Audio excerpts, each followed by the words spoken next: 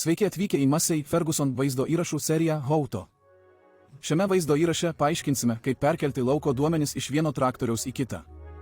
Tam sukursime ISO XML formato failą, kuriame bus visa reikalinga informacija. Laukų pavadinimai, kliento duomenys, ūkio pavadinimai, orientacinės linijos, kliūtys, žymekliai ir dirbami plotai. Tada šis failas bus eksportuotas į ZSP atmintinę. Pradėkite įdėdami ZSP laikmeną į terminalą ir patvirtinkite pasirodžiusį iššokantį langą. Tada eikite į orientavimo puslapį ir pasiekite laukų biblioteką. Patekę į biblioteką, spustelėkite apačioje rodomą lauko pavadinimą, kad persijungtumėte į sąrašo rodinį. Šiame rodinyje pasirinkite pieštuko piktogramą esančią viršutinėme dešiniajame kampe.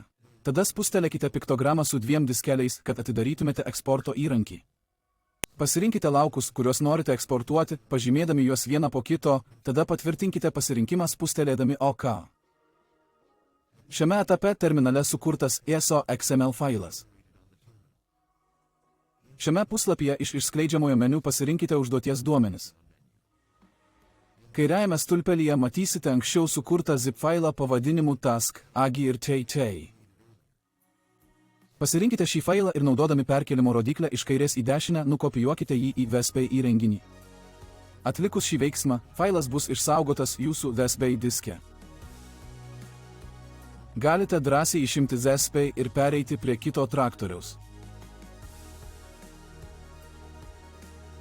Dabar įkiškite šią ZSP atmintinę į antrojo traktoriaus terminalą. Atsivers iškylantysis langas, kuriame galėsite tiesiogiai patekti į ZSP perkelimo meniu spustelėdami ZSP piktogramą su rodikle.